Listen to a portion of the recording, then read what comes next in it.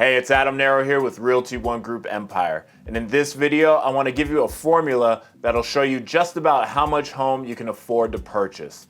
Now, it's not going to be exact, but it's definitely going to get you in the ballpark. So let's not waste any more time and let's jump on into it.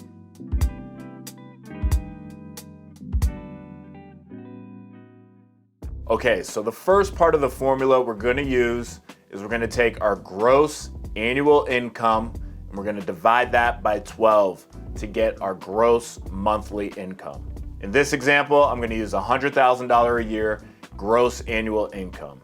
So we're going to take our $100,000, divide that by 12, and we end up with a gross monthly income of $8,333. So now that we have our gross monthly income, in this example, $8,333, we're going to divide that by our max debt to income ratio. Now this is where I said earlier where I can get you in the ballpark. This is why I can only get you in the ballpark. In this example, we're going to use a max debt to income ratio of 40%. Now, depending on your lender, what programs they offer, and even the market conditions, that number can either be higher or it can be lower. So we could have a lower max debt to income ratio, or we could have a higher max debt to income ratio. This is where you're gonna have to speak to your lender, or if you don't have a lender, reach out to me and I can put you in contact with my preferred lender, and they can go over what programs they have to offer and what they look for in a max debt to income ratio. So in this example, we're gonna use 40%. So we're gonna use our $8,333, which is our gross monthly income, and we're gonna multiply that by 0.4. 0.4 is the 40% of our max debt to income ratio. So in this example, we have $8,333 multiplied by 0.4, which gives us $3,333. So that is the max monthly house payment in this example that we are qualified as of now to go with. We have another step in the formula. And don't worry, I'm going to recap all this, so follow along with me. So the next step in the formula is to add up our minimum monthly debt payments. So what do I mean by that? That's going to be our minimum car payments, minimum credit card payments, minimum student loan payments, child support, alimony. We're going to add those up, and that's going to give us our minimum monthly debt payments. Now, some things that are not included in your minimum monthly debt payments are going to be, say, your Netflix subscription. That's not included. Your cell phone payment, also your utilities. Those aren't going to be included in your minimum monthly debt payments. It's going to be your credit cards, car payments, child support, alimony, student loans, things along those lines. So in this example, let's say we have one credit card where the minimum monthly payment is $200. We have a car payment where the minimum monthly payment is $300. And let's say we have a student loan where the minimum monthly payment is $200.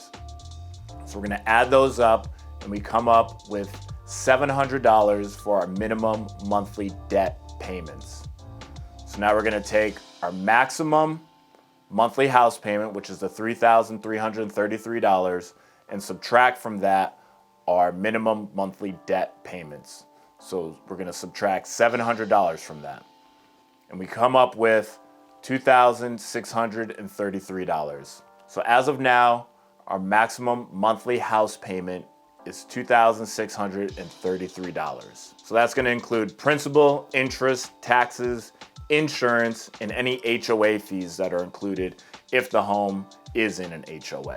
All right, so in our example, we have a monthly house payment of $2,633.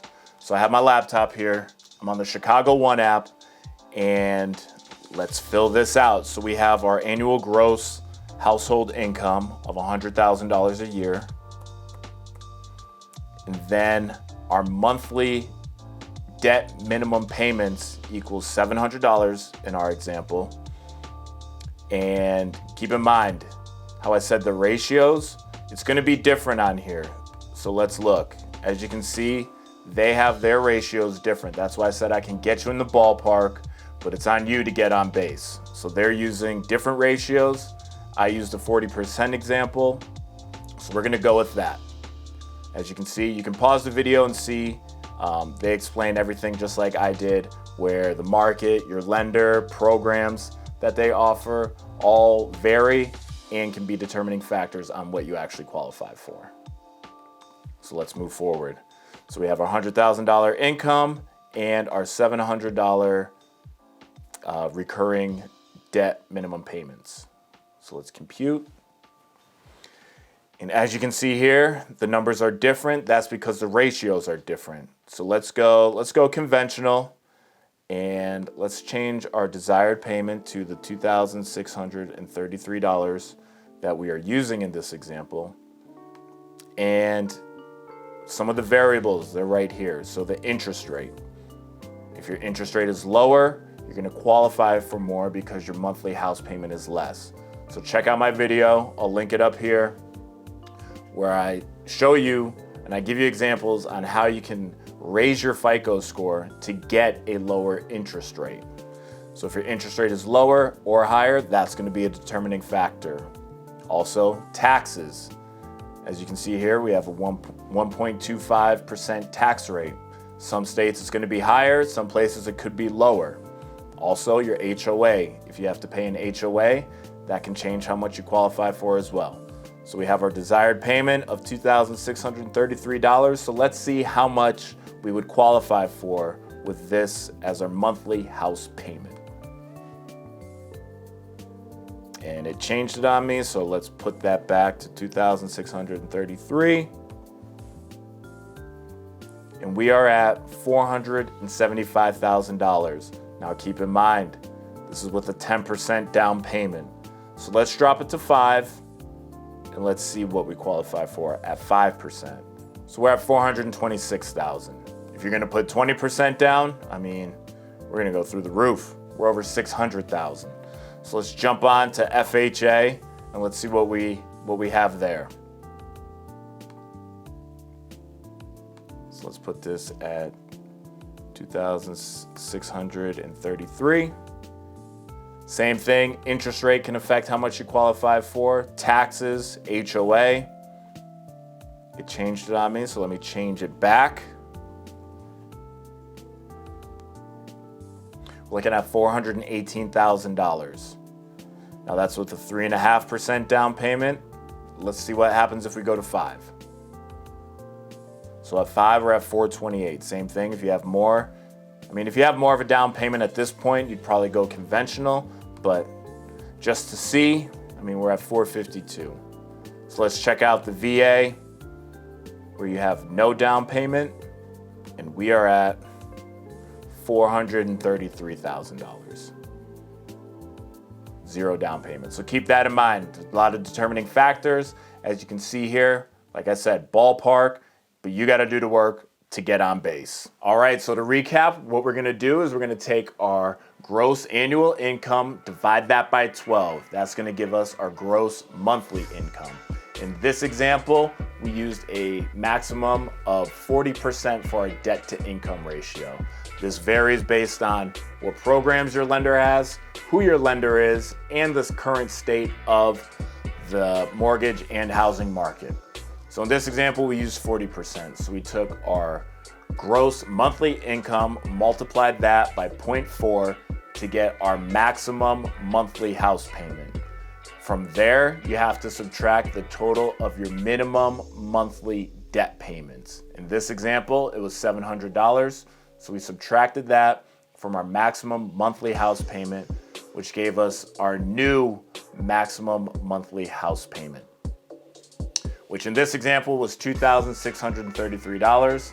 In your case, plug in the numbers for yourself and you can come up with what you should be able to afford in the ballpark for a monthly house payment. Now keep in mind, when it comes to the purchase price, your interest rate, taxes, down payment, those are all going to be factors that determine the total of the purchase price that you can afford to buy. So speak to your lender. If you don't have a lender, reach out to me. I can put you in contact with mine, We can go over whatever programs we have to offer you. Also, what your interest rate can be. That's going to be based on a few factors, so make sure to check out the videos I put on how to increase your FICO score to get a lower interest rate so you can qualify for more and save you money over the term of your mortgage. So if you like this video, hit the like button. If you want to see more videos like this, hit the subscribe button. As always, my name's Adam Nero, and I'll see you in the next one.